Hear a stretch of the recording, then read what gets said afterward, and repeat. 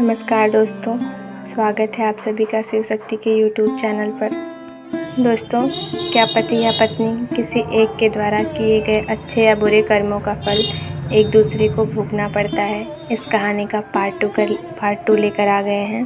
तो चलिए कहानी की शुरुआत करते हैं।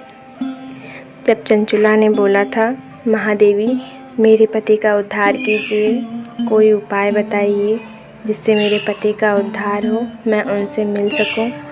तो मेरे दोस्तों, आगे पार्वती देवी ने बोला, तुम्हारा पति यदि शिव पुराण पुण्यमयी उत्तम कथा सुने तो सारी दुर्गति को पार करके वह उत्तम गति का भागी हो सकता है। चंचुला प्रार्थना करती है देवी पार्वती से कि हे देवी, मेरे पति को शिव पुराण सुनने की व्यवस्था होनी चाहिए। उसके बाद देवी पार्वती चंचुला पर दया करती हैं और भगवान शिव की उत्तम कीर्ति का गान करने वाले गंधर्वराज तुम्बरु को बुलाकर कहती हैं कि तुम मेरी इस सखी के साथ शीघ्र ही विंध्य पर्वत पर जाकर बिंदुक को शिव पुराण की कथा सुनाओ। देवी पार्वती गंधर्वराज को बिंदुक के सारे बुरे कर्मों के बारे में भी बताती हैं और कहती हैं कि शिव पुराण सुनने से वह प्रेत योनि से मुक्त हो जाएगा। फिर उस पिशाच को मेरी आज्ञा से विमान पर बिठाकर तुम भगवान शिव के समीप ले आओ। तत्पश्चात देवी पार्वती की आज्ञा से नारद के प्रिय मित्र तुम्बरु चंचुला के साथ विमान पर बैठकर बिंदुक के पास जाते हैं। वहां देखते हैं कि उस पिशाच का शरीर विशाल था। वह कभी हंसता, कभी रोता और कभी उछलता था।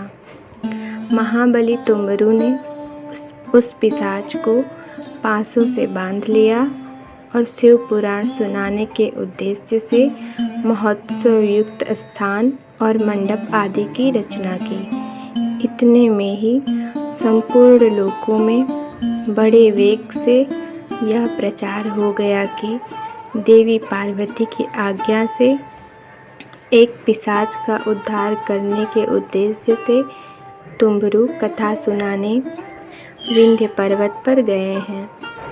फिर तो उस कथा को सुनने के लोभ से बहुत से देवर्षि भी शीघ्र वहां जा पहुँचे।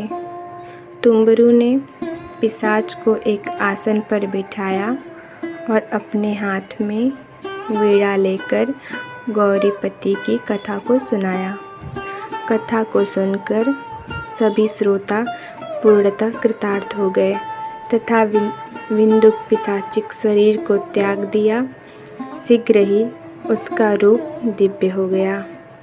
इस प्रकार दिव्य देहधारी होकर श्रीमान बिंदुक अपनी प्राण वल्लभा चंचुला के साथ भगवान शिव का गुणगान करने लगा तथा कथा सुनने के उद्देश्य से आए हुए देवर्षि भी श्री शिव का यश गान करते करते अपने धाम को चले गए।